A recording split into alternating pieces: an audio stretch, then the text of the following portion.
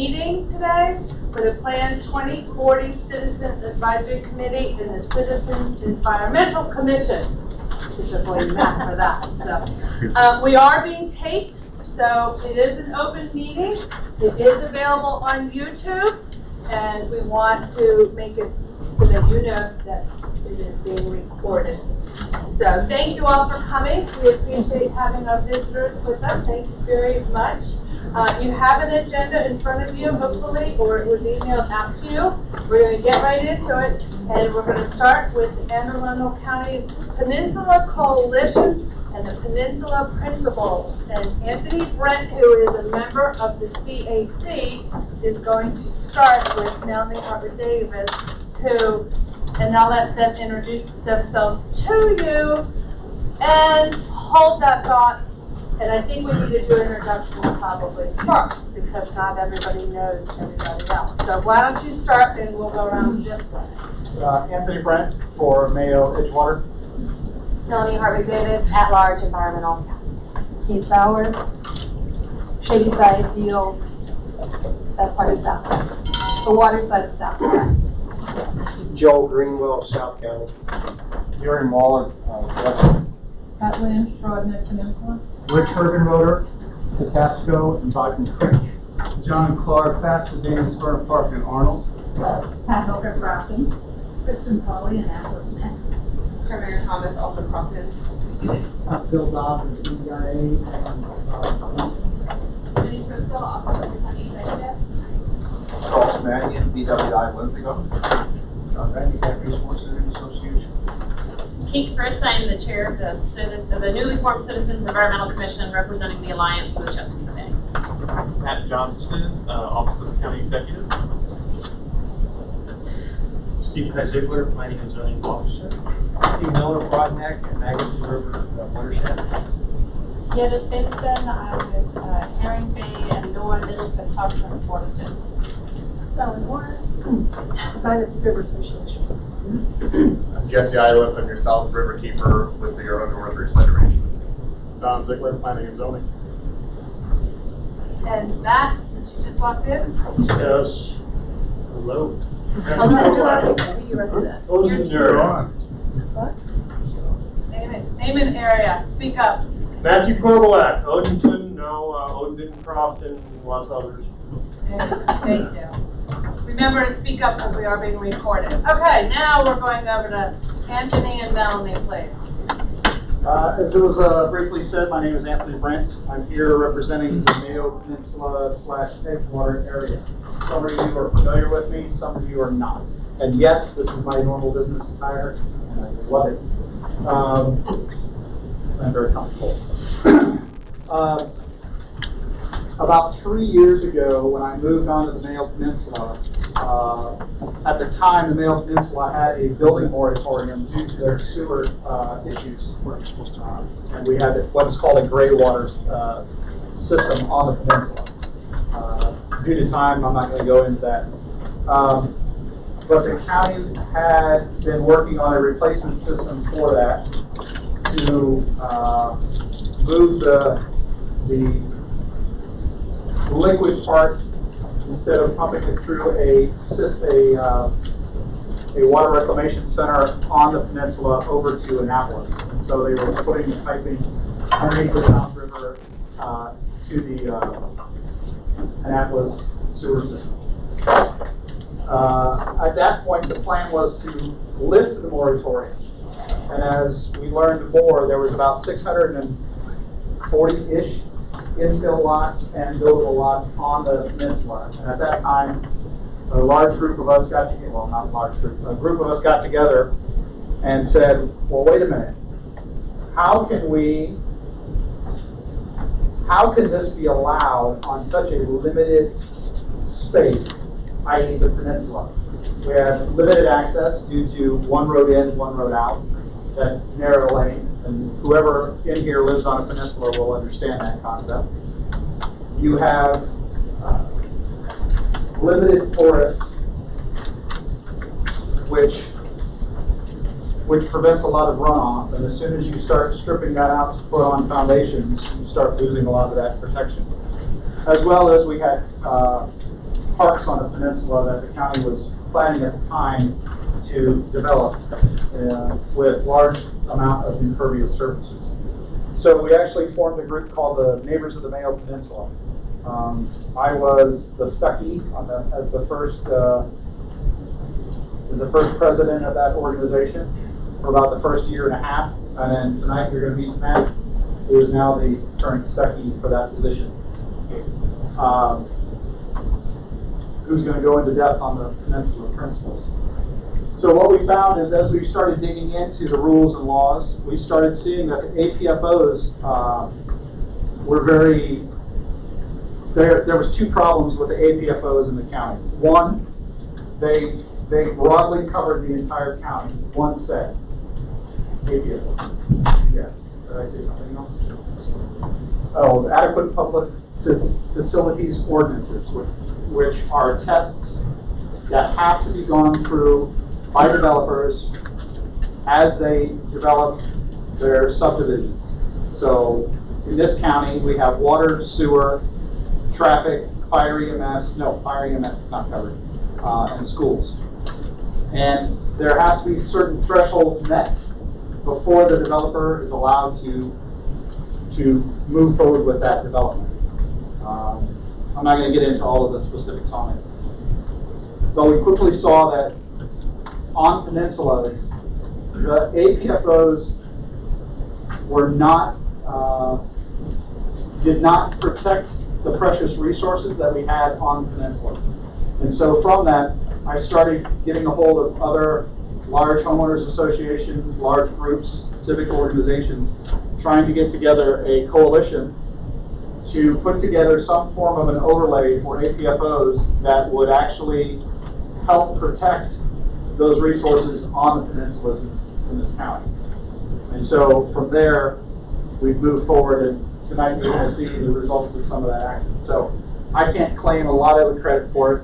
I just got the ball rolling. Matt has done a lot of the heavy lifting as well as Melanie. So I'm going to turn it over to her, let her talk about some of the other issues we've had on the peninsula that we've been tackling. Sure, thank you. So I was not involved originally. I had a lot of my own things going on, and then there's a developer that came in right outside of my neighborhood, Lock Haven, and they cleared 18 acres of forest. I believe that was the final amount. They did put a good bit into easement, but let's just say Lock Haven has just been viscerally impacted by the loss of that forest. I was commuting from inside the DC Beltway, would come off of 50, I would hit that forest right before I got home, and there was this, 25-degree drop, it felt like, in temperature when you go through this, it was about probably at least 1.5 miles long of forest. And when we lost that, I decided I had to reach out, and because not only did they clear like 18 acres, but they didn't have to replant a single tree. They hit the exact threshold that there's this loophole in the state law, which, by the way, if I did a plug for the forest conservation ordinance and bill that's in front of the county council right now, this is part of what we're trying to fix. This is part of why I'm so passionate and vocal about it.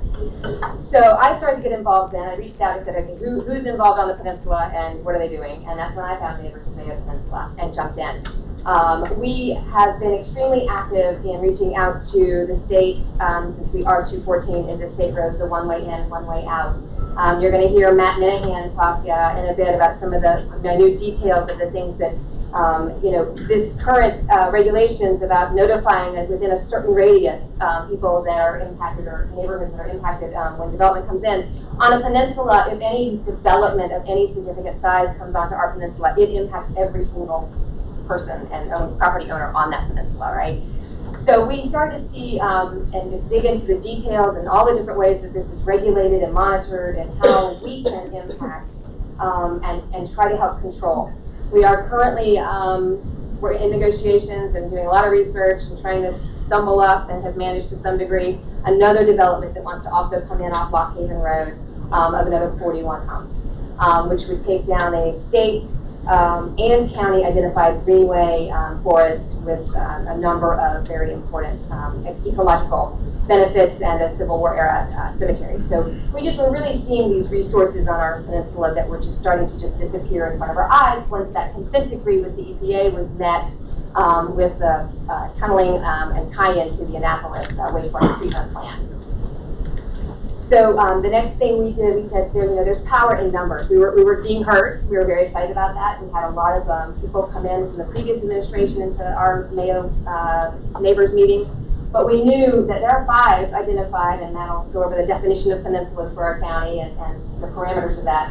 5 peninsulas that are having the same problems we are. So we reached out and really formulated this coalition. And then Matt, I'm going to take it to him. He's gotten into a level of detail that's really impressive, that I think can have a dramatic increase in the amount of public outreach and input, and talk about why we feel the peninsulas need a specific overlay that we've all been talking about a bit in the CAC, and I'm not sure yet where the CEC is with this. So Matt Minahan, with that, I'd love for you to come tell us the nitty gritty. Thank you. First of all, I appreciate the invitation. I'm glad the CAC is taking this up. I'm glad it is of interest to the Environmental Commission as well. I just want to begin. This is a satellite map of the Magothy River and Route 2. And you'll notice what there's a lot of here is roads and houses. What there's not a lot of here is trees, shade, watershed, protections, filtering mechanisms, things that protect the bay and in this case the Magothy River from the kinds of problems that development brings. Kinds of problems like runoff and stormwater and pollution. And so, fortunately, on the Mayo Peninsula, we have some trees. The ones that Melanie was describing. Our interest here is not a Mayo interest. Our interest is a county interest, because that's why we've created this coalition. Because too much of the county looks like this, and as long as the county looks like this, we have a very limited capacity to meet the Chesapeake Bay cleanup goals. We have a very limited capacity to improve the environmental quality and to improve the quality of life for people on the peninsulas. So there are 3 key actions that we've been talking with the county about, and we'd just like you to know about too. First of all, establish a zoning overlay for peninsulas. We're glad the CAC is already considering that. We've got some specifics that we think will be supportive to you in your conversation about that. We're suggesting, encouraging, I'd like to say demanding, but probably not yet, that the county involve citizens to conduct detailed, specific mapping of our natural resources. In each of these areas, citizen-driven land use planning to support the quality of the environment and the quality of life. So what does the forest cover look like? What does the migratory bird pattern look like? What does the stream valleys look like? Where are the stormwater buffers? Where are the impervious surface collected? So, second of all, we're thrilled that the county is empowering the CAC and the Environment Commission. That's great. But now we think this needs to get down to the neighborhood level, down to the peninsula level, in determining what is. The county has lots of geo maps, but we don't know where they are. They're hard to find. Citizens aren't involved in producing them. So our second here is detailed citizen-driven land use conservation and conversations. And finally, define and enforce criteria for development on peninsulas to ensure that the pace of development does not outstrip our ability to adapt to them. So those are the 3 key actions. We're speaking to the county council. We were just there last Tuesday speaking to the county council, talking to the executive's office. These are the 3 main topics that we're talking about. So the Peninsula Coalition, we're about 40 citizen activists from up and down the county. People from Hog Neck Mountain Road, Magothy River, Severn River, Severna Park, Arnold, Broad Neck Peninsula, Annapolis Neck, Mayo, Shadyside. Amongst all of our organizations, there are more than 200 neighborhood or citizens or homeowners associations who have endorsed what we're doing here. So we have a large public commitment to the kinds of actions that we're asking the county to take. So here's a good outline of the affected areas. As you can see, this is a heck of a lot of shoreline. And if we allow the shoreline to continue to degrade at the rate it's been degraded, if we allow the forests to continue to be cleared at the rate that they've been cleared, we have no chance of making our Chesapeake Bay cleanup goals. We also have no chance of improving the quality of life for people who are living on the peninsula and making it a desirable place for people who want to come here. So why peninsulas? Well, first of all, peninsulas are surrounded on three sides by water, wrapped by sensitive shorelines. We've already talked about the value of a protected shoreline in being a buffer between development and the natural resource. It's confined by limited road access. And finally, because peninsulas have such a heightened impact on water quality, we think that the peninsula overlay needs to be designed specifically to increase the buffering capacity between development and between the water, in order for us to reach the total minimum daily goals for the Chesapeake Bay. So this includes stormwater, impervious surface, wetlands, traffic, forest degradation. Our hope is that the GDP and the zoning maps are specific enough and that the peninsula overlay accounts for these kinds of factors in increasing this buffer between development and the natural resource. The problem is most of these peninsulas are already densely developed, as you'll recall from the picture in the very first slide. So why an overlay? Because the existing planning and zoning frameworks don't really account for the unique geography of peninsula. The existing planning and zoning frameworks weren't set up to create an environmental buffer, weren't set up to improve the quality of the environment. They were set up to support development. And so an overlay, a peninsula overlay, helps us account for what's unique to peninsulas, because we need to stop the degradation of the natural environment and the degradation of the quality of life. Questions on this so far? Yeah?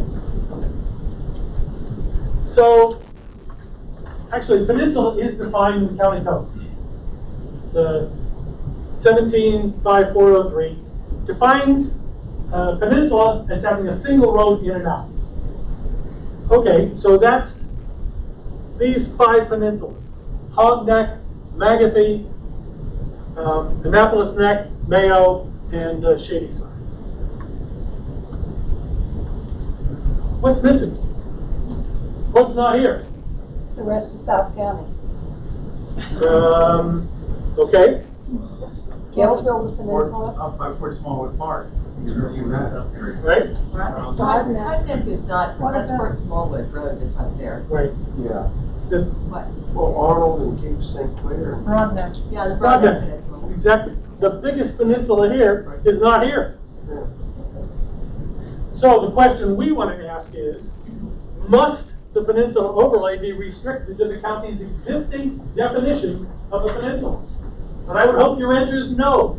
I would hope that when you are cooking up the peninsula overlay, that you're willing to apply it beyond the county's definition of these 5 peninsulas, and apply it to areas where there is shoreline, and apply it to areas where this buffer between the natural environment and the developed environment needs to be strengthened.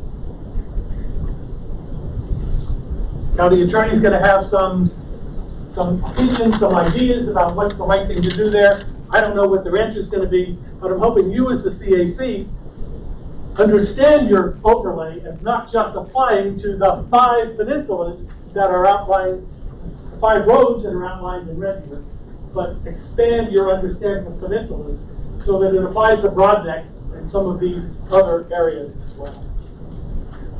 So, these are the things we've asked the council. First thing we asked the council is limit the size of subdivisions 3 or more until zoning mapping and regional area plans are done and fully integrated into the new GDP. It struck out because we struck out. The council said, no, we won't do this. The executive office hasn't figured out how to do it. And so what began as a request to us to create a moratorium on development, we massaged into a request, nothing bigger than 3, please, until the GDP gets done. We don't want the developers to come in here and to take all this land and property away while we're in this 2-year GDP process.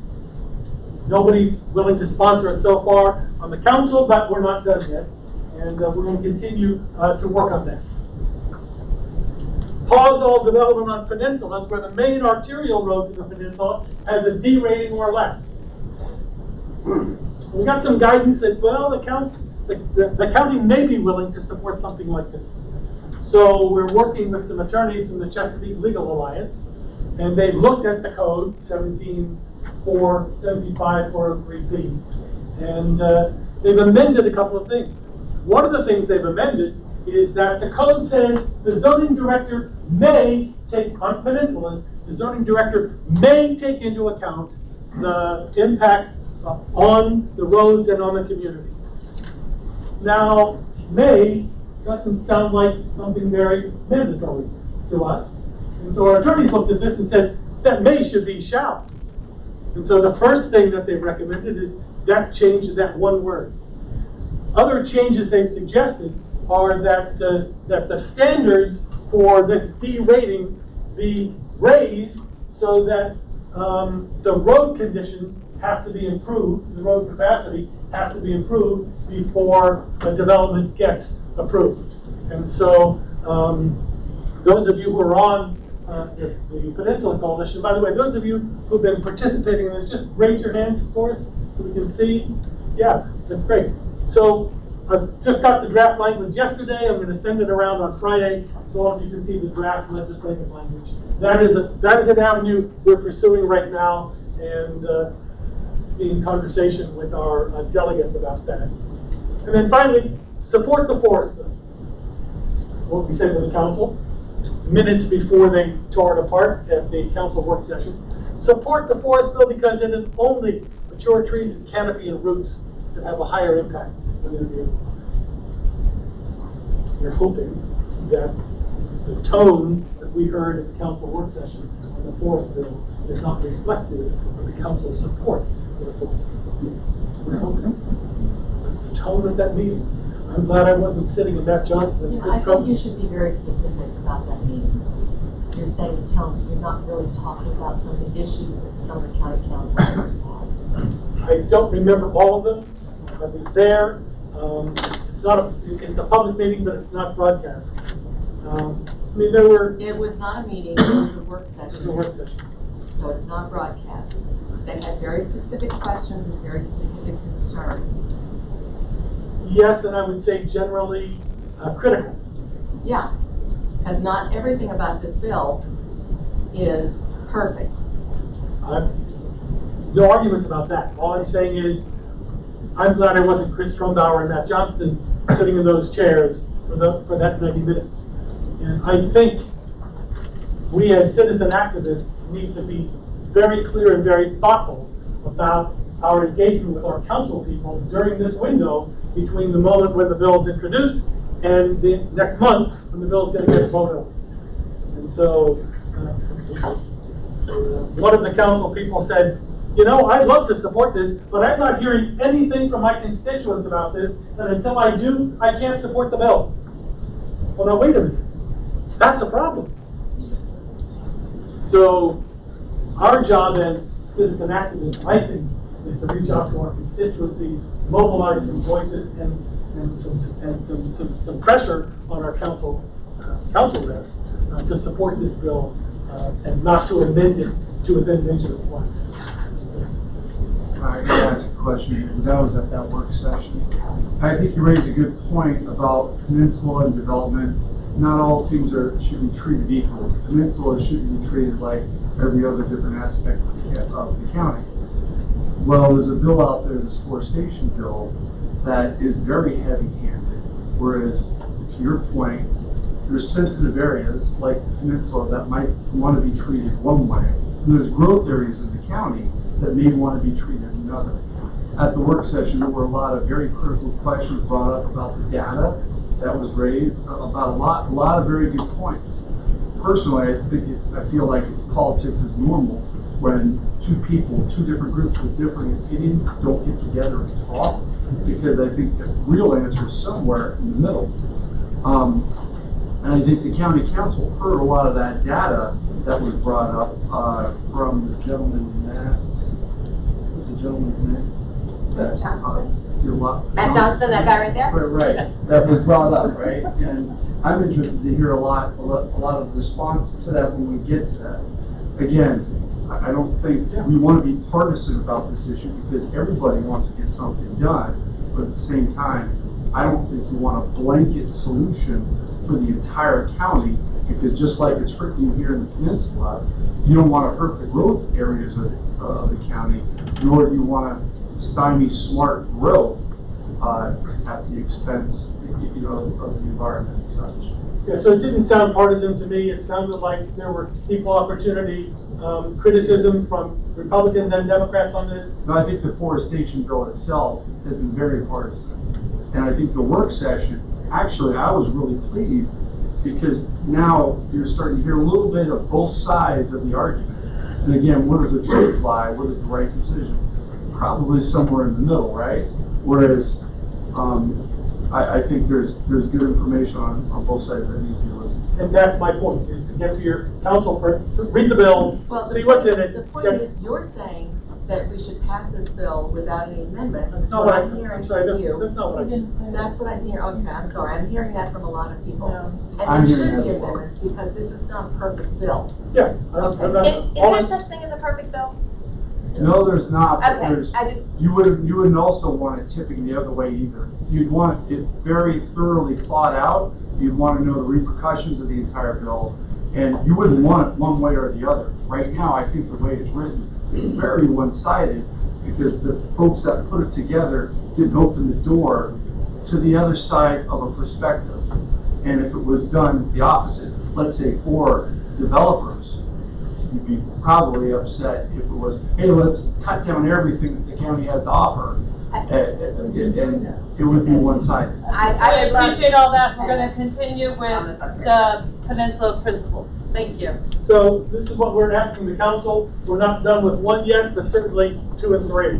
What we're asking the executive branch is to create a peninsula overlay for implementation by OPC and enforced by inspections and permits. That's what we're here to talk about today. Begin citizen-involved baseline mapping of features like forests and birds and impervious surface and roads and streams and wetlands and stormwater runoff. And finally, to ensure that the peninsula citizens are fully engaged in the regional area plans. We've got nine regions now for the regional area plans because we have a perspective on fire and EMS. We just had a presentation on the Mayo Peninsula from the fire marshal and head of the fire and EMS service. And she showed us where our response times are awful in some parts of the county because there's only one road in and out. During the month of February, the shortest month of the year, we had 4 times that Route 214 was closed to all traffic for longer than an hour. And most of those times were at 4 and 5 o'clock in the afternoon when there are school buses on the road, kids delivered, parents en route. 4 times in a 28-day period for a substandard road is a problem. It's a problem for our community. So we're hoping that when the regional area plan process gets done, that members of the peninsulas are all represented on there so that you can speak to the unique needs of your peninsulas, which are different from ours in Mayo. So we're saying a peninsula overlay should, first of all, consider the cumulative impact of development and on the ecosystem. The cumulative impact, not just what's going to happen to this house, not just what's going to happen on this street, but what is the cumulative impact of development on the peninsula when development decisions are made. Second of all, it should be an inclusive, transparent, proactive process. We're glad, we're urging the county to expand the consultation area. The county's already expanded the consultation area from 150 feet, the notification area, from 150 feet to 300, and the neighborhood association. Thank you, county, that's great. But peninsulas are their own thing, and as Melanie said earlier, the impact of any particular development doesn't just happen in that neighborhood association, it happens on the whole community. So we're asking that the county expand the notification zone for particularly on peninsulas. We're hoping somewhere in this process, a new set of adequate public facility ordinances is developed. We're hoping that a set is developed for peninsulas, because what is an acceptable road is a different story in the middle of Arnold than it is in the middle of Severna Park, than it is in the middle of Broadneck Peninsula, than it is in the middle of Shadyside. And so the cost for development is quite different, and the impact of development is quite different on peninsulas. And so we're asking the county for a special subsection of APFOs to deal specifically with the specialized impact of development on peninsulas. The county has a great vision. If you read the beginning of the county code, the county has a great vision for what the role that the environment plays in the quality of life in our county. And yet, the environment hasn't really had a seat at the table for most of the last 15 years. And so we're hoping to represent the county's vision and hopes for improving the quality of the environment and the quality of life for people who live on and enjoy our peninsulas and the surrounding ecosystems. And finally, make sure that there is long-term comprehensive land use planning rather than piecemeal one-off. That's, I think, the key of the GDP. That's the key of the zoning overlays. That's the key of what you're trying to do here, is to provide long-term, comprehensive land use planning that takes into account these competing factors. Not just ours, but town centers, transit centers, dense housing areas, village centers, and all the things that you guys have been talking about so far in your work. So, these are very specific. First thing is that the Peninsula Overlay would restrict the impact of development on water quality, shoreline buffers, forest conservation, land preservation, wetlands and stream health, impact fees, aquifer health, beyond what the county rules and guidance currently represent. We've seen the degradation of the environment, we've seen the degradation of the quality of life on these peninsulas, given the way the county has done its business over the last 10 to 12 to 15 years. And so we're saying we need something different. We need something that accounts more for the needs of the environment than just the needs of a building. Second of all, there should be rules, criteria, zoning, and building codes that are tailored to the peninsula environment and the infrastructure limitations. Should be specific for zoning overlay, should be specific for APFOs. The state has some basic minimums. The state has a 100-foot minimum buffer and a 25-foot minimum buffer. We're saying, why not extend that 100-foot buffer for tidal wetlands to 300 feet directly adjacent to the tidal waters and the tidal wetlands and the tributary streams? Because this is where the woods are. This is where the forested areas are, and they should be specifically established or managed to protect the aquatic, wetland, shoreland, terrestrial environments. The state says minimum of 100. The state doesn't say. It can't be more. In a fragile environment like a peninsula, why not increase it from 100 to 200 to 300, so that those most precious, most vulnerable parts of the ecosystem are well protected. The other area is non-tidal wetlands. Currently, there's a 25-foot buffer that must be observed by homeowners and home builders. But why that should be expanded. 25 feet is absolutely not enough. I mean, those of you who are watching the tides this year have seen we're having tides in places we've never had tides before because the water levels are a foot or two higher than they've ever been before. I had a phone alert from the weather people. I had 2 today about high tides in May. I've had 4 this week, and it's only Wednesday. I get them 3 or 4 times a week now. 2 years ago, 5 years ago, that never happened. So this 25-foot buffer made sense at a day and a time when the water levels weren't as high as they are now. They are so high now that we're saying, please extend the buffer. We think 75 feet is the right distance for non-tidal wetlands, where there are trees and shrubs and other plants that catch sediment.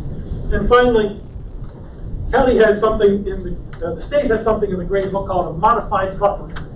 But as I understand the modified buffer, it is a waiver for any home, any lot that was platted before 1985.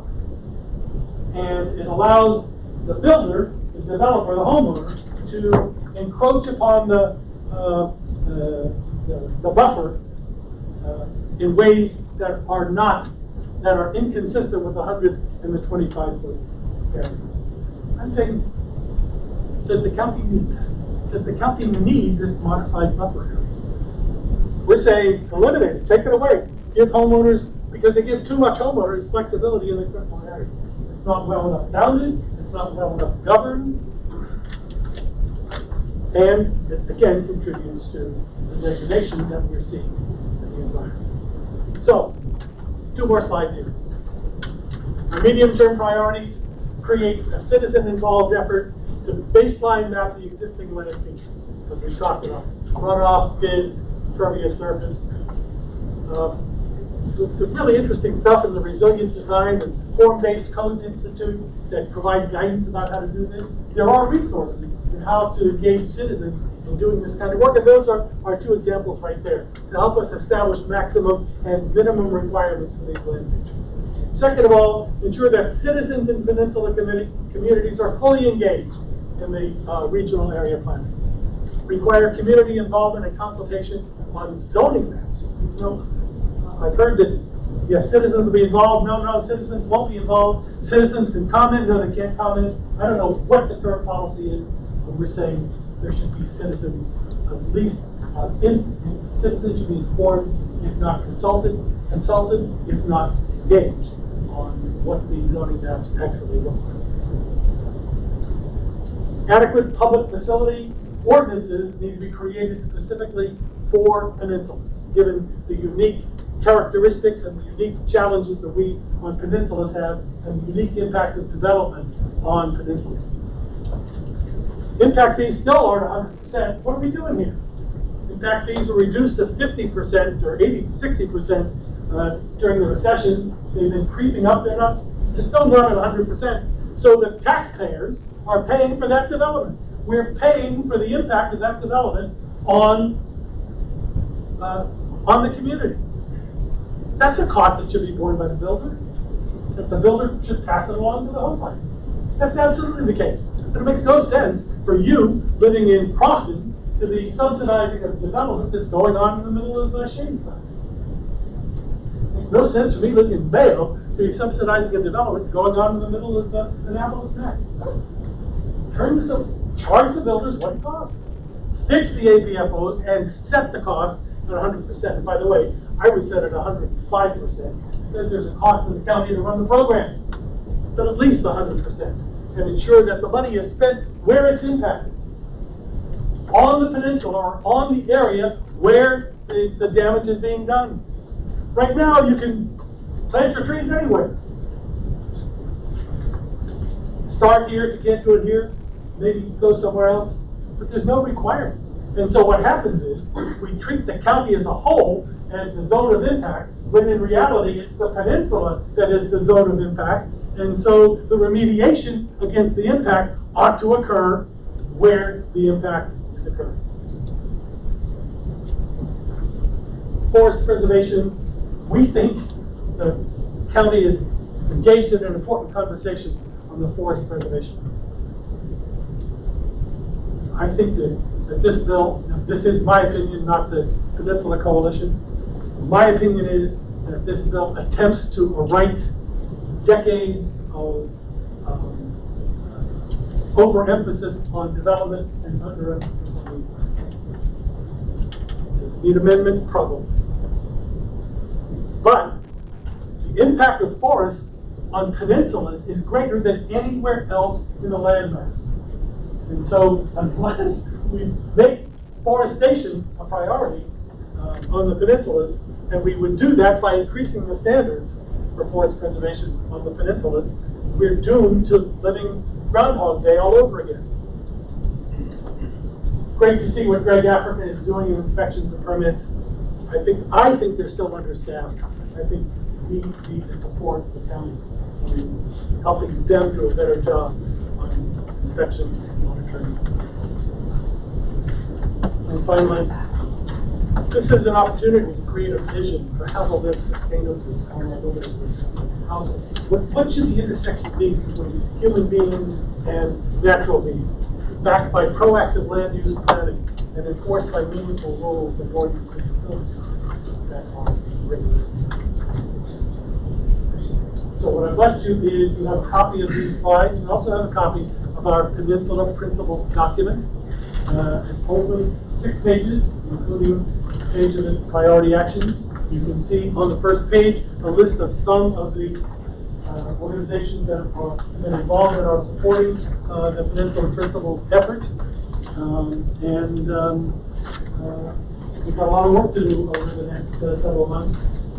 I'm very grateful for your invitation to join you and to have this conversation with you. And I think as your environment representative, Melanie probably can answer the more technical questions. So thank you very much. We have time for a few questions. Anybody? I do have a question. I know that you're talking about peninsulas, but it seems to me we're also dealing with feeder creeks and water supplies such as Seven Run Environmental Area. Are you trying to address that at the same time with your efforts right now? Because you get to that area, you're feeding those peninsulas you're talking about.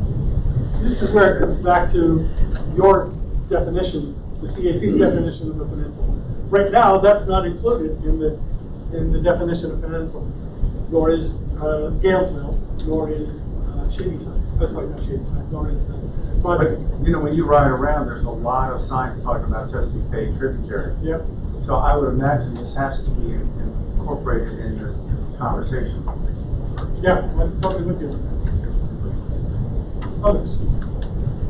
Matt, has any GIS mapping analysis been done on the proposed expansion of buffers and just what that would look like in the peninsulas? And then my second question is a piggyback, you know, how do we stop a buffer at the end of a peninsula and then the rest of the county doesn't benefit from that? So I'd just be curious to see if analysis has been done. Not yet. We're just band of 40 little activists. We're desperately waiting for the county to improve its access to these kinds of tools online. I know some are available, many are not. And we had one member who was really good at this, but we've lost to other enterprises.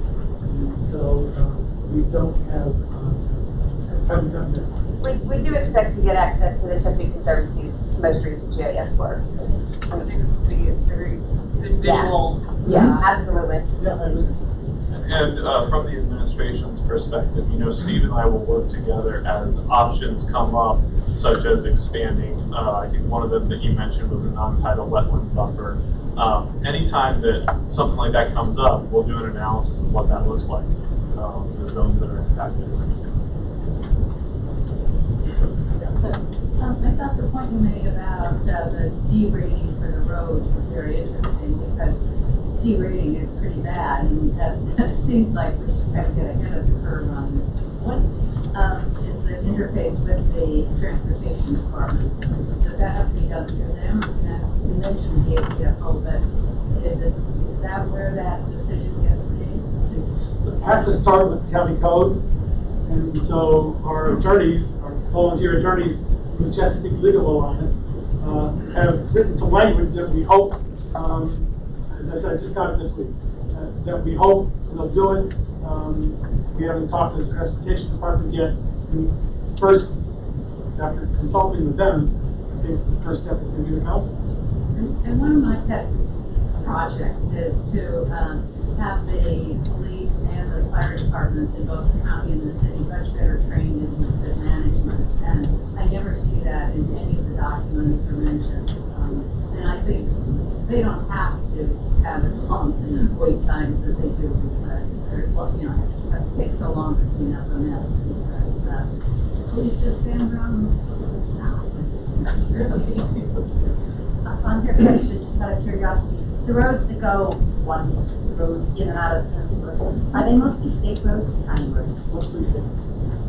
Yeah, so how do you do the deburning on those for the county council when they're state roads? The state has a way to compute what the delays are, but the county decides what do we do when it reaches D? What do we do when it reaches E? And so what we're asking the county to do is if the state is telling you it's a D, we're asking you to have a more stringent standard before you allow more development along that road. So it's a state road, it's a state assessment, it's a state grade, but it's the county that manages what can be done and what should be done along that road. Yeah. One of the major flaws that we have seen for years in our planning process regarding roads is that the responsibility for doing traffic studies has been, in years gone by, has been the responsibility of the county. It was then turned over to developers, and what we see, I've been at so many meetings, a field meeting, and Traffic Concepts goes in there with their guy, Ken Schmid, who is not an engineer, is a planner, and I have yet to see us ever win anything where transportation issues were won by the communities. It has always been passed by those who favor the developer owning the responsibility for a traffic study. Come on, we want it back to the county. There are several inherently governmental functions that I think have been deeded to the developers. Having variance meetings, I think the variance meetings or modification meetings, I don't know. Modification meetings. The developer convenes it, organizes it, publicizes it or not, takes the minutes. Wait a minute. That's not, Yeah. not modification. No, the Community, about community community meetings, they do have to now have an additional meeting for modifications. So what I said at one of the budget meetings to Phil is I said to Stuart, I said, this is an OPC function. This is an inherent governmental function. And what Phil said is, once upon a time we had enough people to do it. We don't have it anymore. And I advocated to Stuart that be changed. And hopefully Steve has the benefit of a handful more positions. Maybe not enough yet, but we need some counterbalance to turning over the inherent governmental functions to the developer. I mean, what would the developer say if we turn it over to the community association? Right? If I could speak to, because I did a little bit of investigation into that issue and who was responsible for the road studies, and the response, and I have head of planning friends in a number of jurisdictions surrounding here, and they all said the same thing, that it's budget related, right? County budgets are too tight, they can't hold enough staff with enough expertise in the different areas. What I think this county, haven't talked to Steve yet, but hey, by the way, Steve, here's what I think. In the interim, when we don't have the budget to have somebody in-house to review all of these traffic studies and go out and do the studies themselves, even to have just one very qualified staff member in OPC who can, once they are brought in, the other thing is that, the developers have to provide it, the developers are paying for it, which benefits the county coffers, right? So have them do it, fine, but have somebody who is very qualified, and that is their one task within our own system, to review them with the critical eye for the benefit of the county. Melanie, the county is not out doing the study. They are the prime contractor. The Right. company doing the study reports into the county, not to the developer. Well, so they report to the county, but it's my understanding that the county doesn't have the expertise in-house, in staff, to really review and criticize them, and I see the need to speak up. Yes, Need sir. to speak up. That is absolutely not true, because the county, we as developers, we take on the rules, well, not the rules of responsibility. We take on the responsibility of the traffic reports, and the rules and regulations are set by the county. It's an open book kind of a study. The county absolutely has the talent in-house to review these. They open it up, they pick it apart, they reject it, they ask for more information. Everything, while it is paid for by the developer, is done to their standards, to their requirements. So whether the community association is doing it, the developer's doing it, they're all doing it to the rules and regulations set up by the county, correct? That's correct.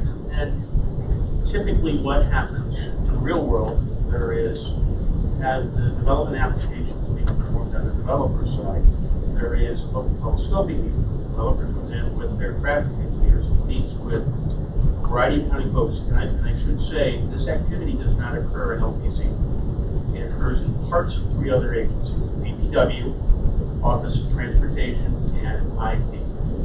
That's where transportation planning, that's where operations on transportation, and that's where the vast majority of the development review occurs to those 3 agencies.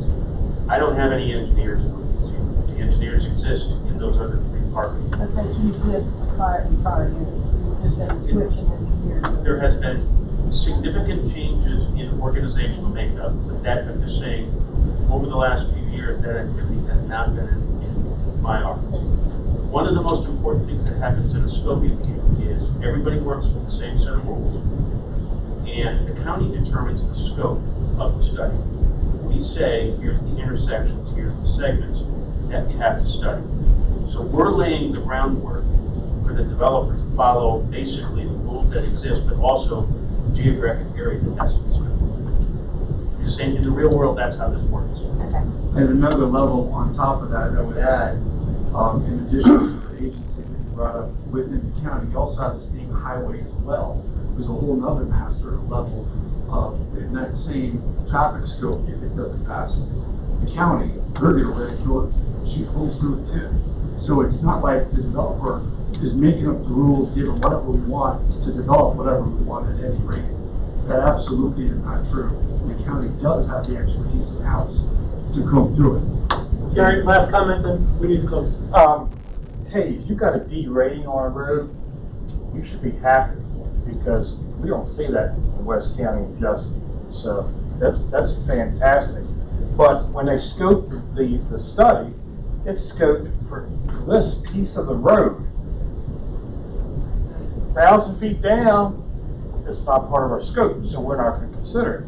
So they don't understand how a funnel works. You know, you can put a lot of liquid in a funnel, and it's got to go through with one hole out the back.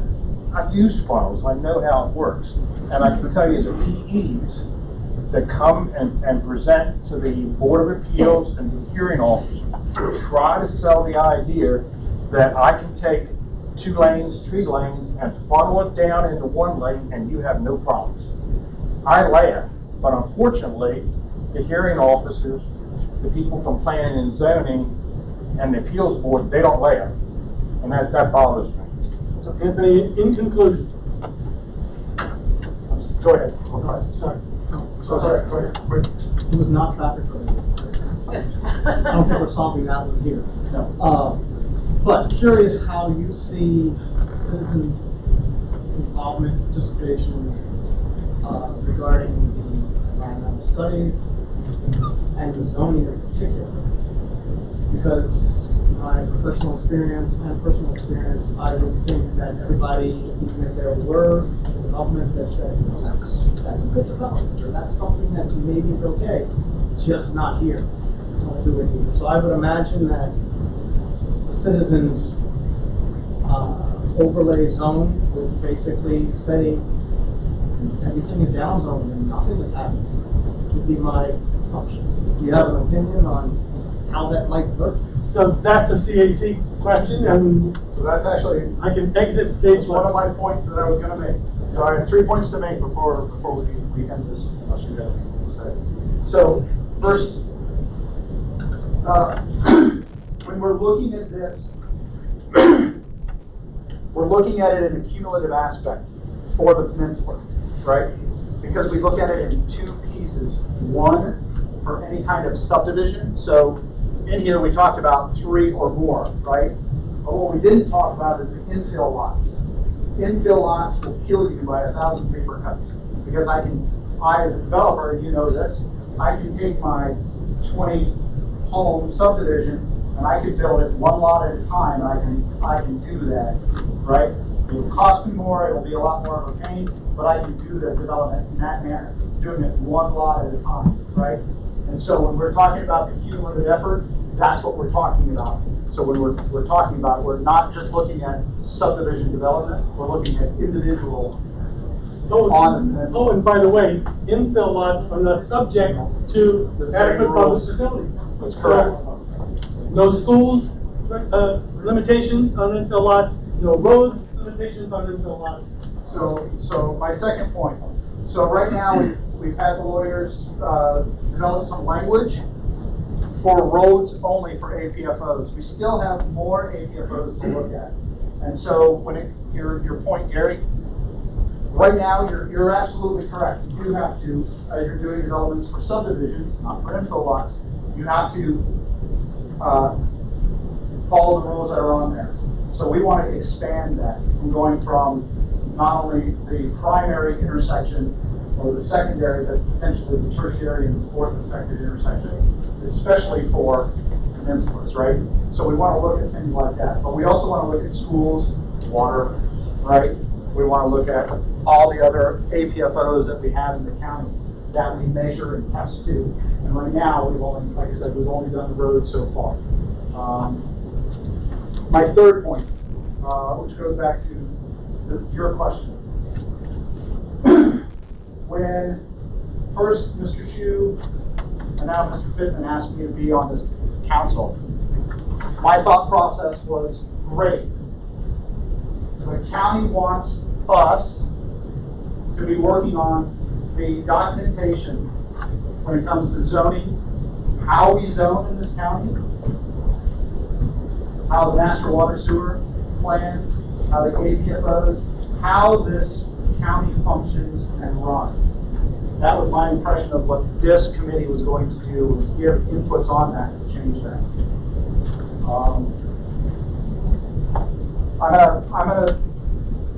Right now, I am not satisfied that we are actually doing that.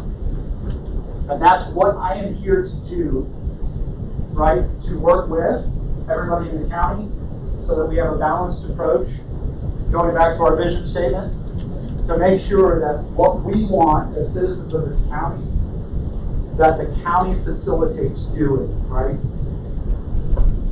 Because that's their job. And so that was my impression of why we are here on this committee. And it's not that I'm wasting my time and everybody else is wasting their time as well. So, with that, I'll end. Melanie, any closing thoughts? No, I think I'll leave it at that. Thank you very much, Elizabeth, for inviting us, and to the Environment Commission for being part of this conversation, and to those of you from the Peninsula Coalition who've been here to participate. Thank you all very much. We appreciate it. Great job. Volunteers. Okay, we are going to take a very quick break. The restrooms are out this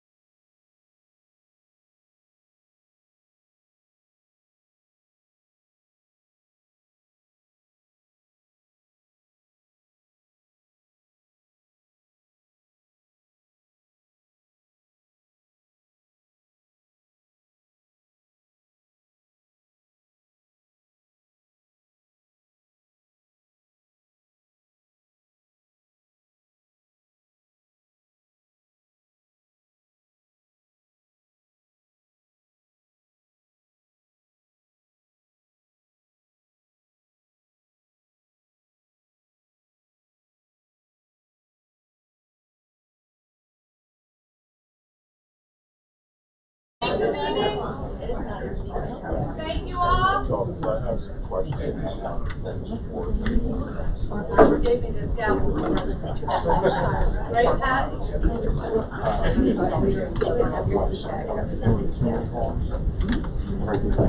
Okay, thank you. We have our next agenda item, and I know everybody is interested in it. We have been talking about it, thinking about it, and now we're going to find out how the environment is going to be tied into with the GDP. And Mark is the senior planner under Cindy Carrier in the long-term planning division, and is going to give you a briefing of which you all have a copy, and it will eventually be posted on the website. Okay, great. So again, some of this for some of you folks might be a review, a refresher, it might be new. So we'll get going with it.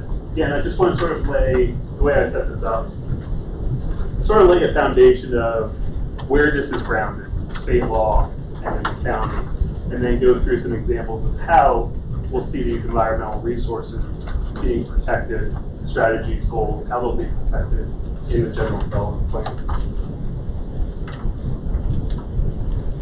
So it really gets its start with the land use article, grants us the power to plan zoning powers to local jurisdictions that we do a comprehensive plan. To give you an idea, these are the land use maps from 1978, 78, 88, so on and so forth to 2009. So we've been doing this for a little bit. They obviously keep getting refined as conditions, characters change within the county. We'll get into the land use a little bit later as well. So, you know, I don't want to get bogged down necessarily with all this legislation. I've got a link in a couple of slides that takes you to that in case you do want to do a deep dive into some of that legislation and see how that applies. But again, as it goes back to 1974, most folks are familiar with the critical area law, 1984, then 10 years later, and what that does to protect the environment in some of the coastal areas, and sort of addressing some of the items that Matt had just mentioned as well along in the peninsulas. And then we get into 1992. I'm going to come back. So that set up the 7 visions. I said an 8th is added. And then again, guess what? They were revised in 2009. I'm going to touch on that in the next slide as well. But again, I really just want to run through this pretty quickly, saying that there is this legislation out there that continually gets updated, revised, as conditions change, as policy gets set. So again, you'll see this throughout the theme sort of here as we go through this. So here are the 12 visions, and again, these are to address for sound growth and development policy. These are required in the GDP, and they're implemented, and I want to use that phrase, emphasize that phrase, they're implemented through zoning ordinances and regulations. So you find them in the GDP, the comprehensive plan, they're implemented through zoning and subdivision regulations. And again, just another more recent piece of legislation, and here's the then link from Maryland Department of Planning that you can go to again if you want to do a deeper dive. Okay. So the purpose of the GDP, what we're doing here is implementing a vision. And for folks on the CAC, we can check that box. We didn't necessarily implement it. We created our vision for Plan 2040, as well as the vision themes that. So again, is just sort of emphasizing that the GDP helps inform county decisions, land use decisions, how public funding is spent, and again, most of this is then implemented through zoning and subdivision regulations. So within the comprehensive plan, we have certain requirements and elements that need to be provided or addressed in it. These are land use, development regulations, sensitive areas, transportation, water resources, housing, mineral resources. If you go back and look at the 2009 plan, a couple of these items were sort of grouped under one chapter. Some were left out separately, like water resources, for example. And again, there are permissive elements, including, so this doesn't say that you are just limited to addressing these items. There are several other elements that the county can address if they see fit, or of importance to the county, given our character.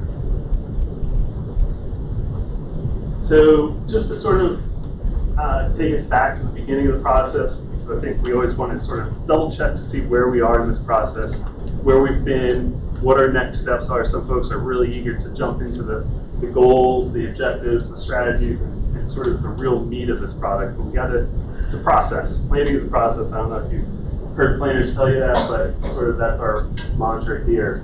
And so what we want to do is when we're planning something and planning something for the future, we've got to figure out, well, what were conditions like? And we did that in our background reports. What are current conditions? And in those background report presentations, we had also heard about what the challenges are that some of these departments face within the county. Okay, so that's sort of the where are we now existing conditions. So we heard those background reports from county departments. We had also had a series of public forums. We had 8 listening sessions, and then just recently we had 17 listening sessions, as well as a series of surveys for folks to take online as well. So looking at phase 2, now that we've got that good baseline, where are we going in the future? And so we did those visioning workshops. We started from those visioning workshops that helped inform then the CAC's vision and vision themes. So if I were to sort of put an idea of where we are right now, we're sort of right here in the middle. The goals, policies, recommendations, that's coming up in a few weeks. So get ready. And that's really the meat of it then.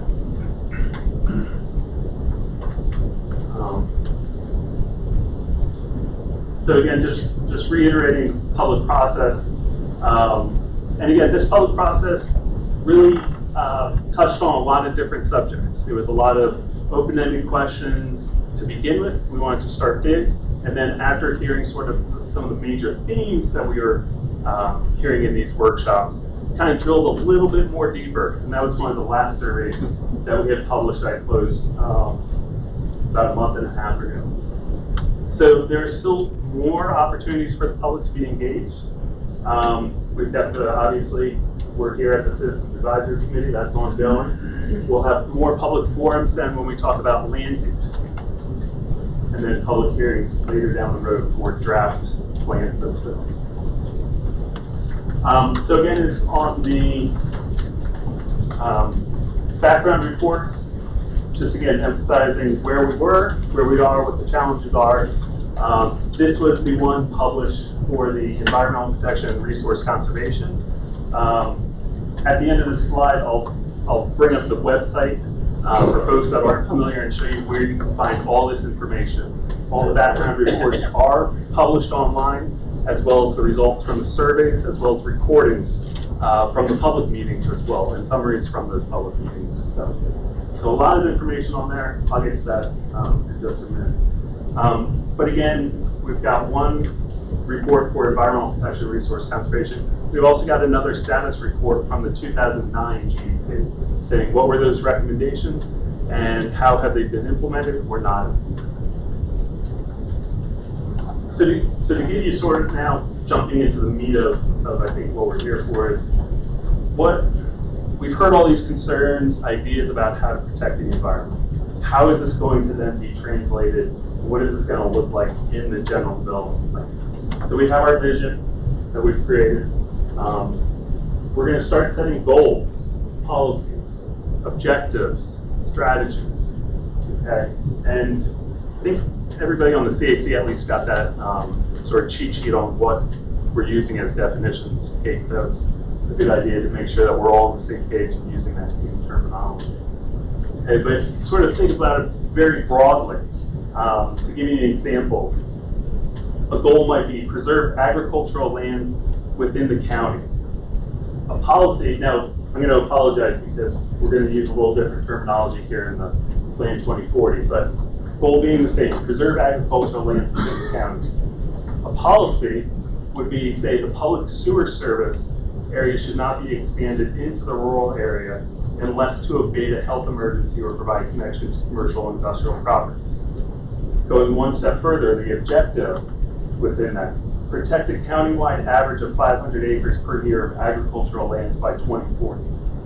And then the strategy, revise the agricultural and woodland preservation program regulations to increase participation and make it more competitive with market forces. So again, as you're starting with that broad umbrella goal, and then sort of identifying what's the policy that we need to have within the county, what's the strategy, how is it measurable, and how are we going to implement it. So that's a lot of the text within the document. We also have our planned land use map. So this is the land use map for 2040. This isn't the existing land use map that if you were to go out there right now and say, that's a store. Well, in the future, that might transition to something else, depending upon how we need to accommodate growth or not growth in the future. So what this planned land use map does take into account is how the county is going to grow. But we also need to understand what those environmental resources are right now, and maybe we want to avoid putting, more intense development around those environmental features, floodplains, wetlands. And I think, Matt, we're working on sort of creating a shapefile layer that you can see then what all those environmental attributes are that will then help inform where development should go or shouldn't go. And this land use map, right now staff is working on that, again with Matt's office. And we hope to have a land use application out shortly, as well as some of those public forums to talk about this process and get some feedback from folks maybe later this fall. Another example of how we're actually mapping these items, again, is with some of the help from Peninsula folks and Matt's group, identify these policy areas. And again, this should be really fresh for CAC members. We just talked about this a couple of weeks ago and mapped that. And on that map, we looked at that new policy area that we talked about, a resource sensitive area, and what that means. We also have a rural and agricultural policy area. Again, sort of making sure that we've got policies in place that help achieve that goal or the vision that we've created. Okay. So I just want to sort of tie things up here and sort of help draw some of these connections where with the general development plan, again, with not having perfection be the enemy of good, is, and Steve had shared his story, I think at the last meeting, where you can go through this for 7 years or however many years and just try to get it so perfect that it gets bogged down in that, where we have these supporting documents and plans that help implement and again, dig deeper into some of the more specific issues that may warrant that within the general development plan, or that we've again heard in these public forums and surveys. So again, I'm just going to correct this slide because we're changing these small area plans to region plans. And again, that's going to come on the heels of this GDP to look at more of that geographical area, where some of these other plans look at sort of the function or the systems within the county. So one example, again, with this implementation and planning feedback, we've got these region plans, and within that, we talked about it, again, 2 weeks ago, is having an implementation plan and some type of way to measure how these are being implemented as we go forward, because we want to keep having that feedback loop of planning, implementation, monitoring, okay, and evaluating. And then guess what? We're doing it all over again in another 8 to 10 years or so.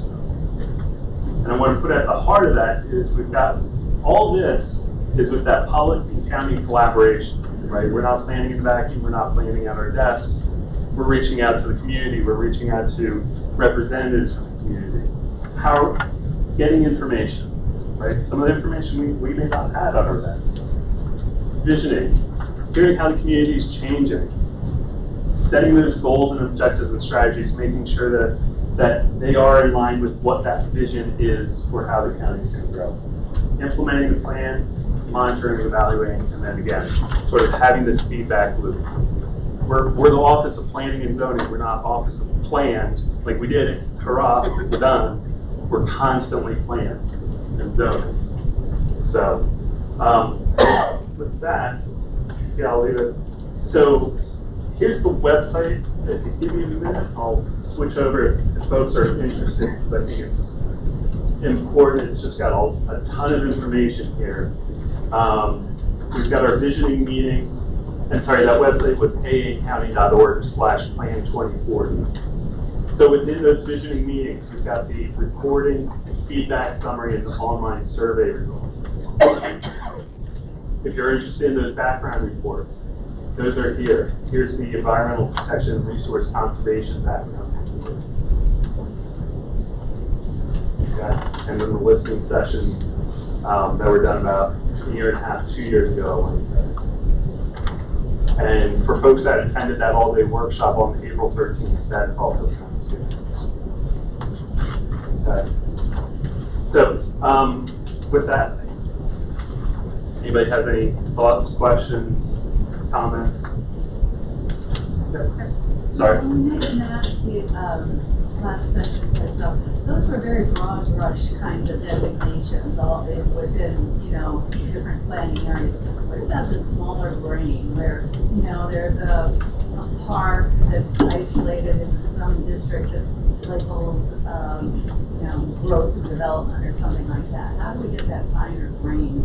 Yeah, so to be exact, these policy area maps, and I'll pull up the slide from the 2009.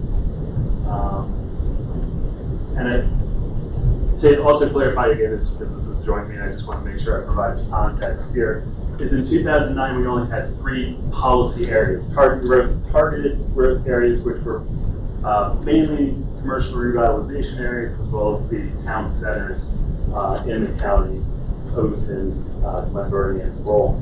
Managed growth areas, kind of everything else, and rural was everything sort of then not served by water and sewer.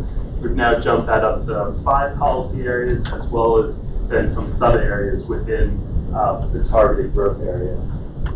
So this is a long answer, and I'll come back to it. But the mapping that we did a couple weeks ago was to the parcel level. So they do follow the parcel lines. It's not a sort of a conceptual thing. I guess something that we can talk about or get into some more detail is you're saying, for example, if there's a neighborhood preservation area, which is one of the new policy areas we're discussing, should it be a policy parcel or a policy area so that it encompasses many parcels, or is your question more about should we have policies just for,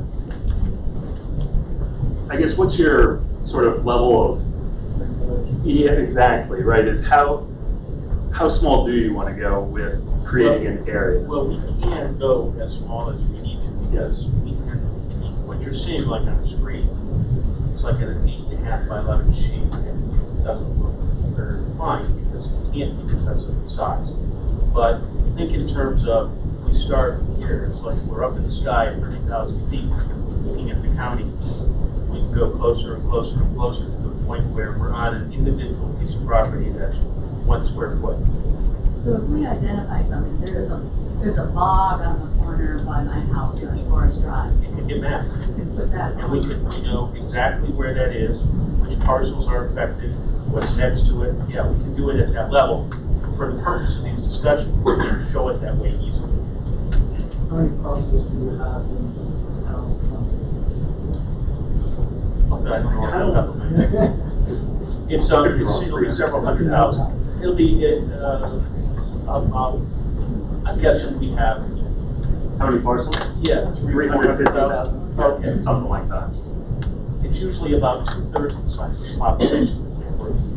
Yeah, and staff, Don, myself, and Patrick, we've kind of looked over every single parcel in a lot of different ways. So we are getting down to that level. Pat, you had a question?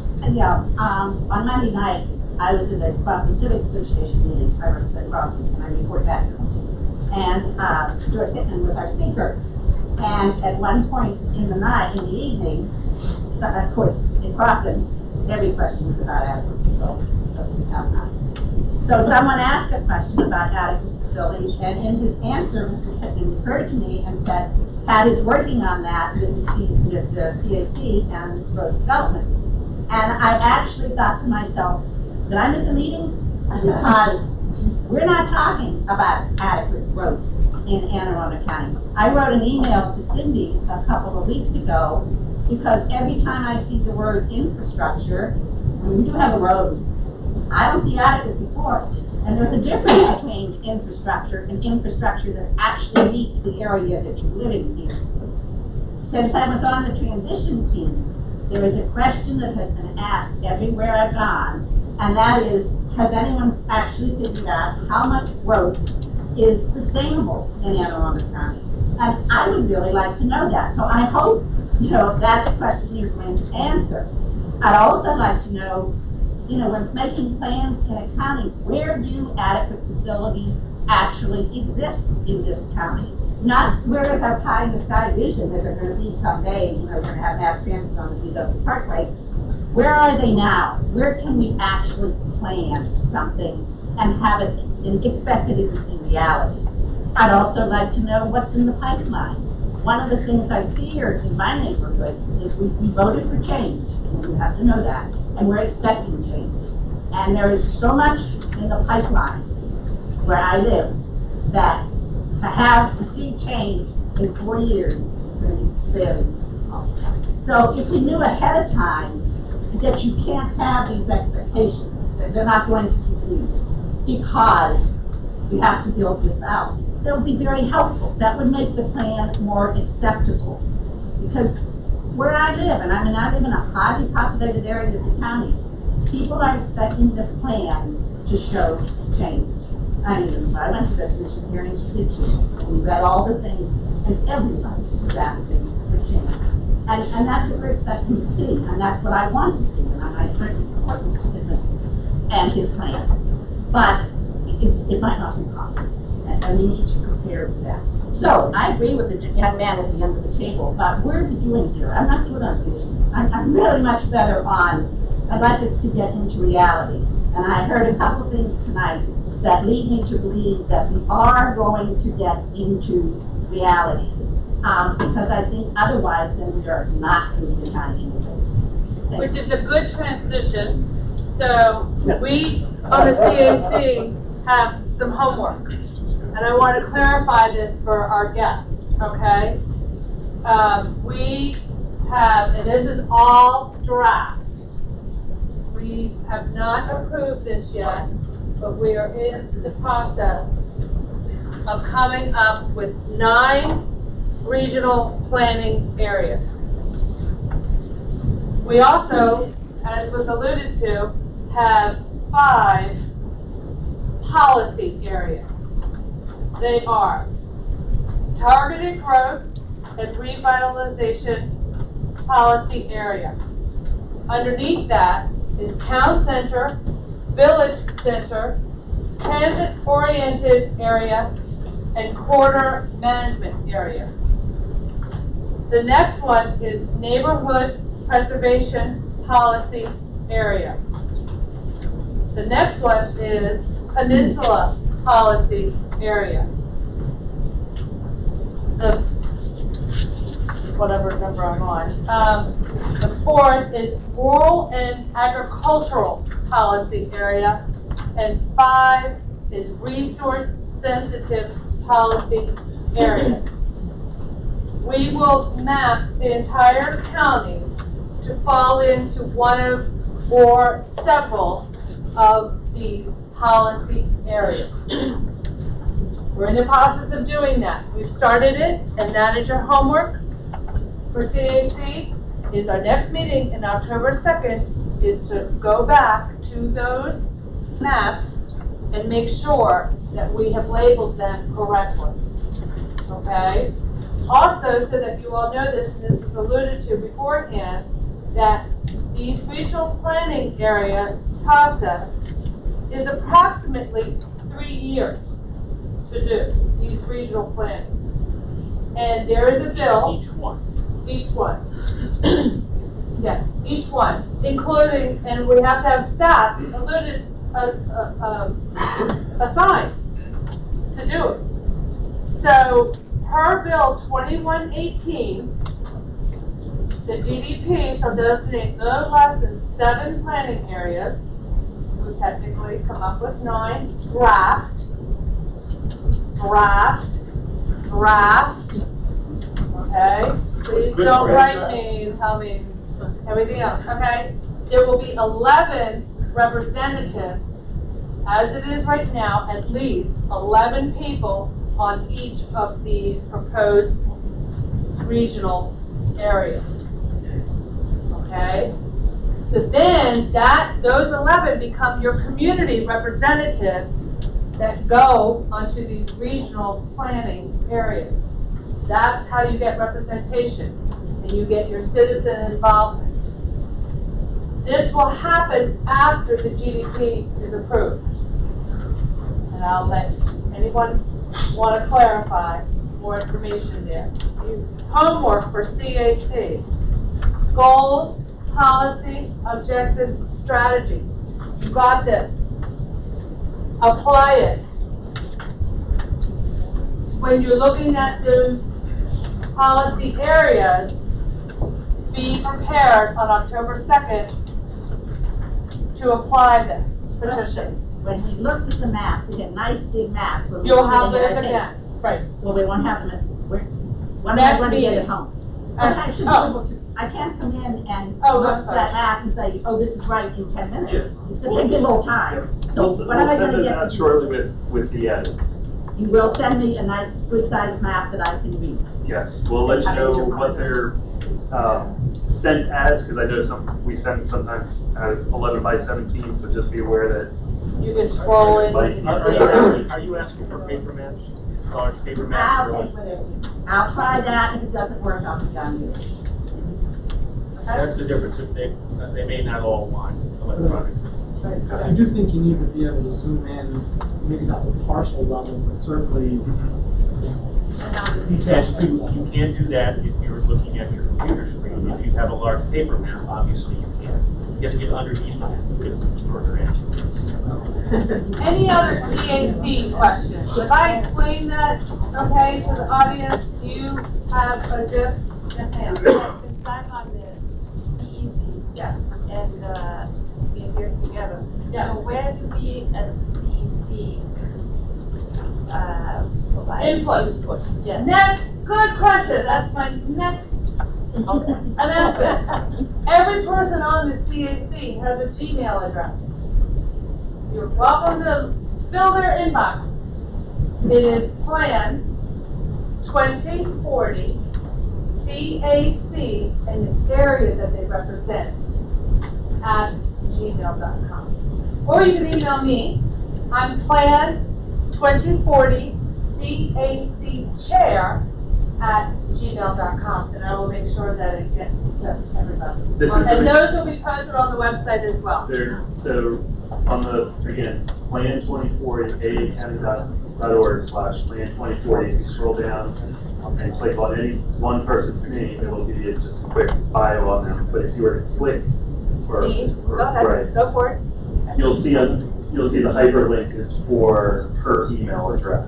So you see chair@gmail, Kristen is Annapolis at Gmail, and so on. But I didn't answer your question, like, it's not by your thing. Yeah, we are just confused why we are here meeting together.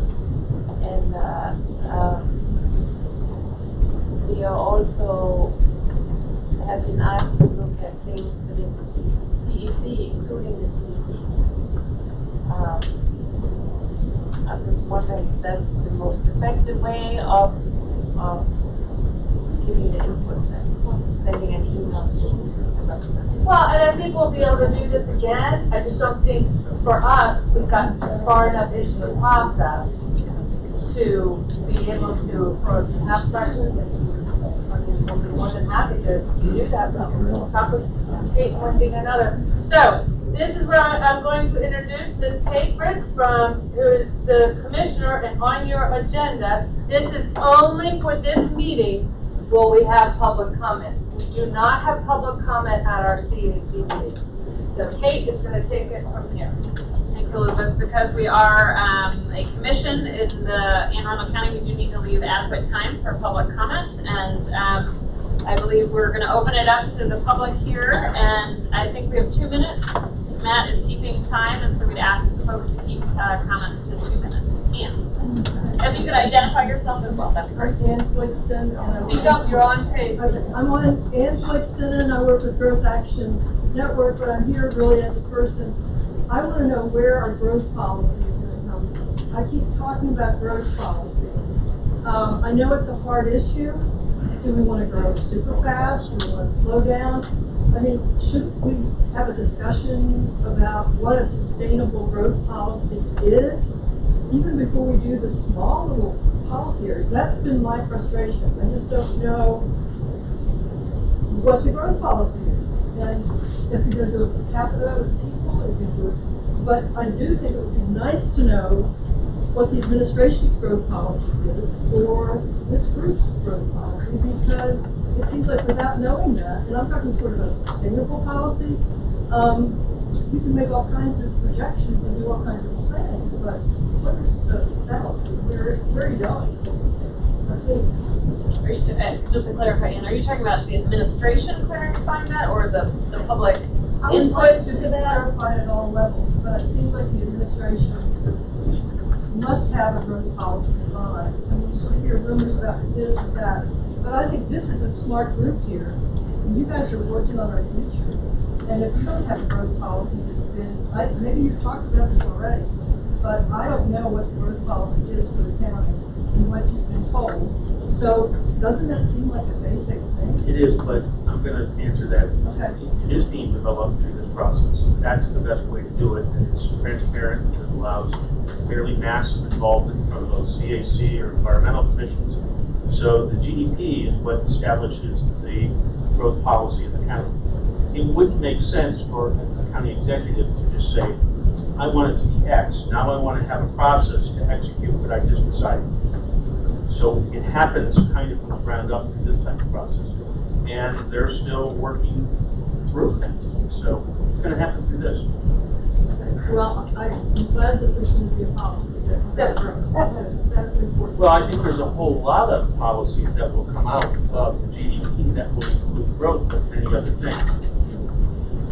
It's not, a general development plan is like comprehensive. It includes a lot of different elements that are not only related to how much or how fast we grow. Well, I think some of us who were here in the election, Pat made a point that there was discussion we might be moving in a different direction. And there were things about how much growth. It just seems like you don't wait till the end. So that's all.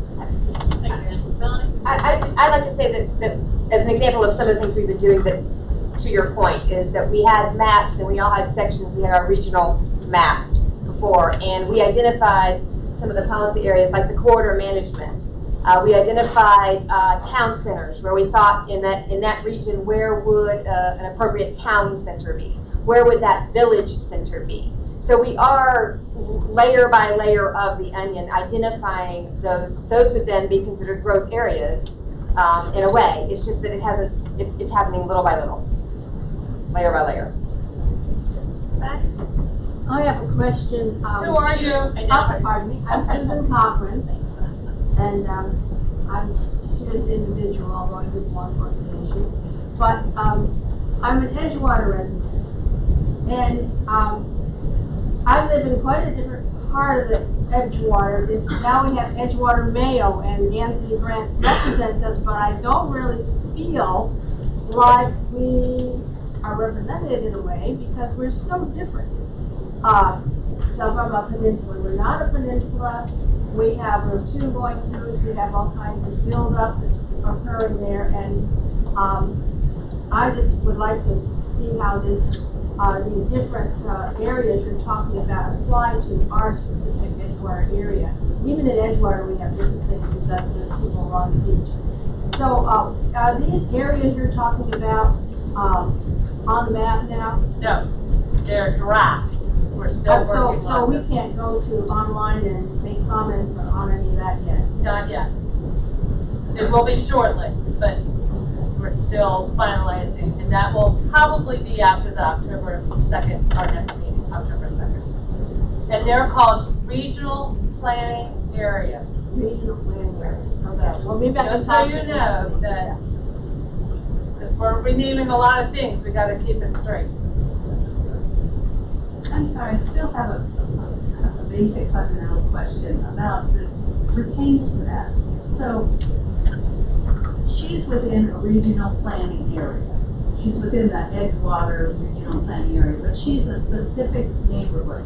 Are we, the CAC members, supposed to take these maps now in consultation with people like her and say, okay, here's the regional designation, but within that she's in a small neighborhood area, or she's in a resource sensitive area? Is that what we're supposed to be doing now?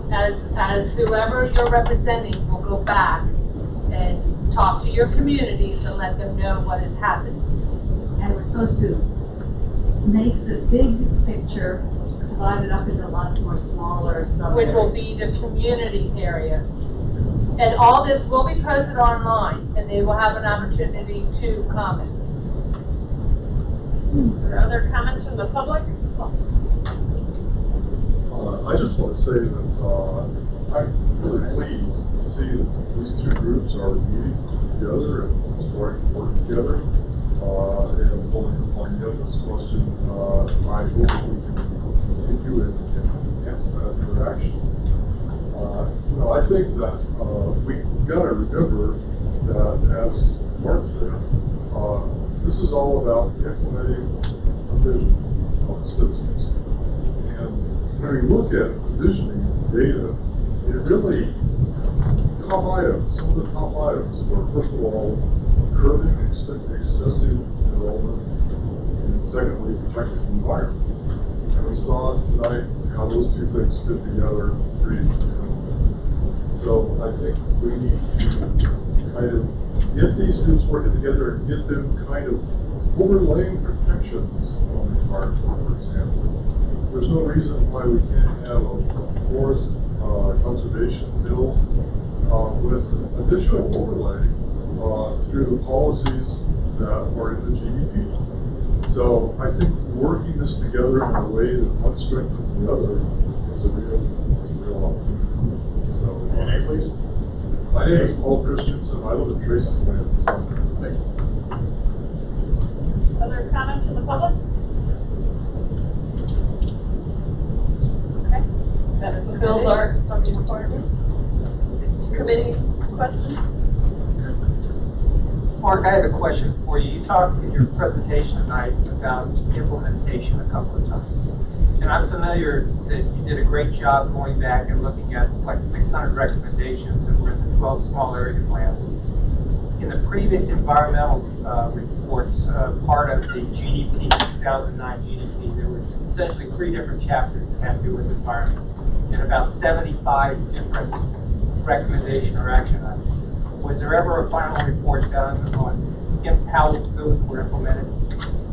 Like, pull that up real quick. So, going to the 2009 background report. Yeah, there would have been environmental stewardship, the priority preservation areas, and the water resources. So, it starts out here, balanced growth. I might be able to cover something to walk through.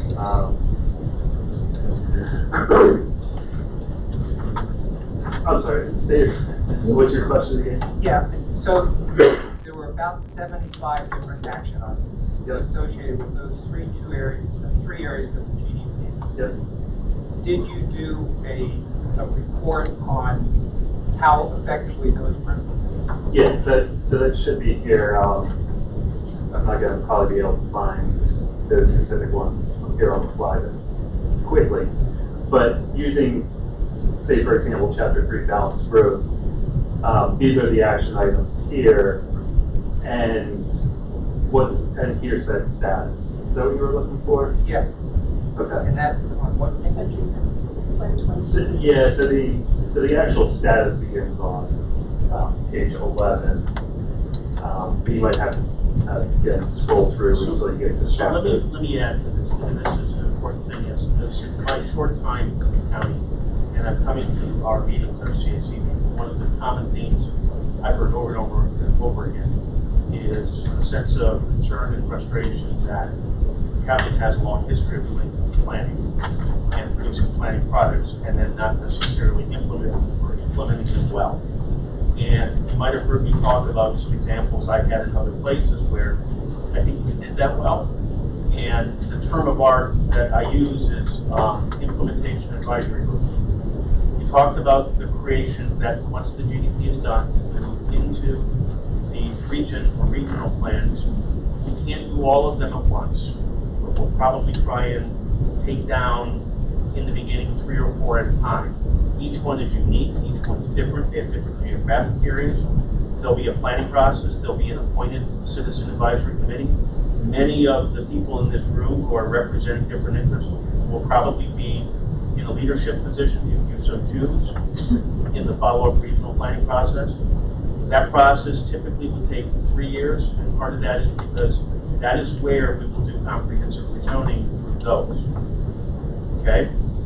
Not necessarily after the GDP is done. And there's a rationale for that. If we did comprehensive rezoning after the GDP, we will immediately do it again through the region plan. So, along with that, with each of the region plans, you'll have a CAC, you'll do a plan, you'll have its own individual comprehensive rezoning process. We will also stand up or ask the CAC to continue as that area's implementation advisory group. We're planning on doing something this fall where we will actually stand up our first implementation advisory group on something that I won't go into the details, so that we start a pilot process of how this can work. So as that proceeds, we'll have that to learn from to the point where we get into the region plans. We understand that staff, it's very frustrating to us. It's unimaginably frustrating to us when we produce a plan. Kate and I worked in other places together that we don't implement. There's a sense of loss that occurs when we get repurposed or retargeted to go on to the next plan when we're not implementing the one we just did. Hugely important, and we've heard you loud and clear, and we're going to do everything we can to try and make that happen. But you're going to have to be a big part of that. It's going to involve a lot of staff, a lot of your time, staff from other departments, both operating money, capital money. One of the key things we'll do is each of the groups will be meeting with and reporting out to both the county executive and the county council on your needs, your successes on these. The idea, as we talked about, is that we're trying to create a system that once we go through the entire cycle of GDP, region plans, comp rezoning, we start it all over again. And we're trying to make this sustainable as we go forward. So I hope that gets at the issue of implementation and how we're intending for that to happen. And if I could just add one short thing on top of that from the administration's perspective. You all probably just heard or read between the lines, that means comprehensive rezoning is later in the process, right? But that does not mean that the change can't happen before comprehensive rezoning.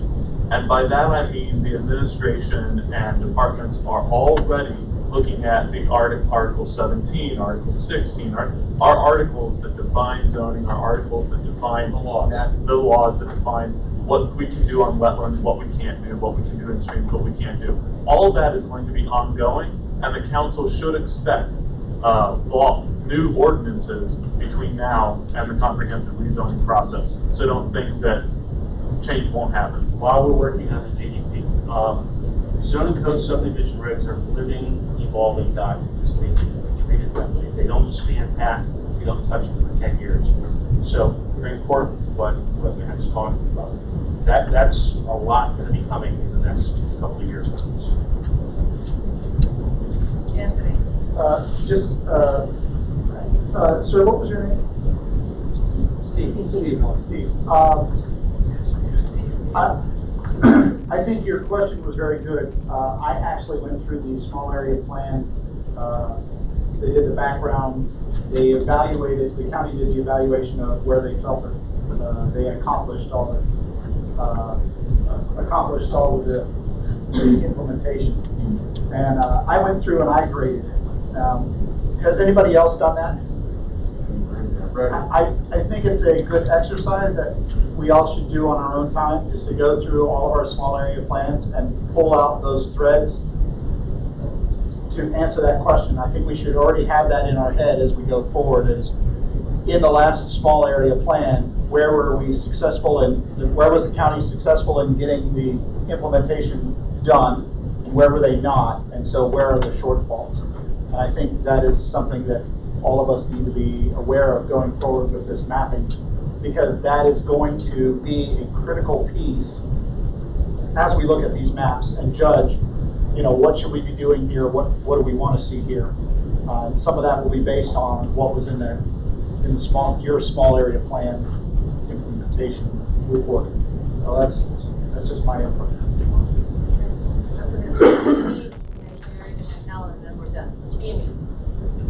Going back to the general development plan and how we're working on our regional plans right now, not necessarily what, so if I'm understanding this, the work that we're doing right now does not necessarily impact the upcoming general development plan. This is down the road.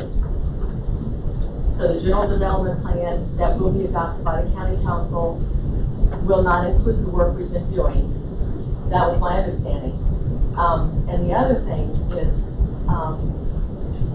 there are bills that are being passed, that are being introduced by the administration, that are being passed, that directly impact. So they're basically passing bills now that will affect the general development plan.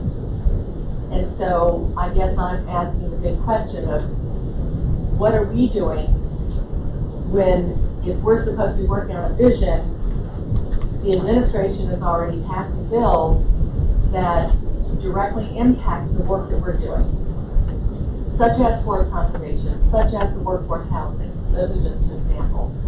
So I think you answered the question actually yourself, is that the administration is doing things that will influence and help form what the GDP is, as are you, and that this is a part of how a general development plan, there's a lot of different influences, right? And so the administration has decided, at least for now, certain environmental things that are very important. At some point, there will likely be a bill that will be whatever the bill is, and this general plan will take that into account in a variety of different ways. I think when, going back to your question about the GDP versus the regional plans, you're influencing both. One, on the GDP, this group so far has, I think, decided that you want 9 region planning areas, right? And at this stage, that seems to be a general agreement. That's a really positive thing. And you're defining the geographic areas where in the future you will have more refined planning, perhaps code and zoning or subdivision changes, and it will influence how zoning happens in those areas. One thing we didn't talk about, and just need to get it out, as a part of the GDP, we'll go through a process of creating a future land use designation. Okay? And I believe we have something like 60 to 80 requests in that I think we defined as like pre-application. We're going to need to open that window up fairly soon, let's just say before November 1, where those interested property owners can request a land use designation change. Land use designation is not zoning, but it's kind of like the foundation for how future zoning should happen. So it in itself is really important. This group is going to help, at some point in time, it's going to produce a draft GDP with a draft land use designation map, which will be the foundation for how future zoning decisions are made. So you're influencing a lot. The administration's influencing. The staff is attempting to influence a lot. Okay, help a little bit. Okay, we have any Any other quick questions? Okay. I think it Sorry, I thought might you- help clarify this discussion to put a stake in the ground about what the target is when this group will have a draft GDP. We're aware of it, but I don't think the other group that's here Oh, okay. is. So we have a draft calendar that has been given to us as far as meetings and one thing or another. And so we meet the first and third Wednesday of every month. And if there is a fifth, we'll add those as well. We hope to have a draft to the county council when they come back from recess in September. We will hopefully get it done earlier and have a summer break. So, and that has been changed because the county council did not want it during budget. Now, keep in mind, if a bill goes to the council in September of next year, meaning the GDP, the council has 90 days to act on it. But before that happens, we will be producing a draft, and it'll be a staff and CAC and planning board draft that will go out to the public. So anybody who wants to comment, make suggestions, criticize, that will be available to, I'm going to say, the county, anybody who wants to participate, several months before we send a draft or send the product to the council. We hope to have, so, would be in May. Final draft. And then before that, we have land use, a land use plan that will also go out for public input. And that will be in April. Tentatively, draft, tentatively. Okay. Tentatively.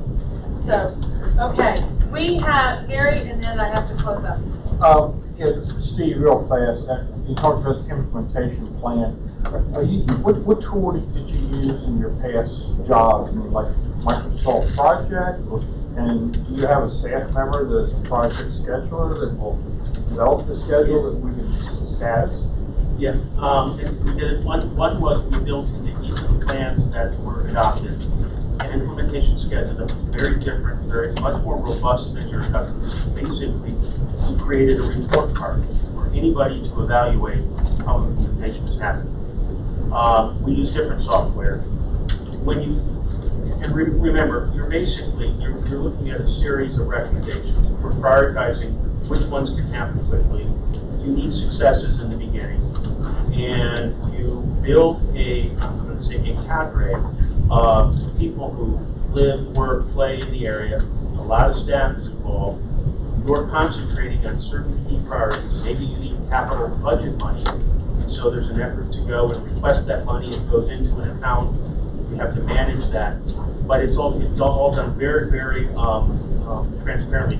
If you go on to the city of Alexandria, there were two of these efforts I was very involved in both Braddock and Arlandria. And I just looked at the Arlandria one. There are basically PowerPoint slides of the activity of the implementation advisory group that was happening in each meeting and what we were physically doing. And it'll give you an idea of what we're thinking about. The end result was we had a whole community implementing the plan where in the past it never happened at all. And it was kind of fun, challenging, and required people to work on things that they didn't always want to work on together. And as far as I know, my time there was 10 years ago, and they're still very active doing this. But the reason I was asking that, I don't know the tool, but a project will track resources, manpower, physical resources, and we're all going to be competing from our areas for money and resources to make things happen. So that a tool like that, if you choose to use it, would help us it'll drop out and show you where the resources are that we're lacking and what we need to add. Yeah. Do I have a motion to approve our minutes of September 4th? Second. Any abstentions? This meeting is adjourned. Thank you all.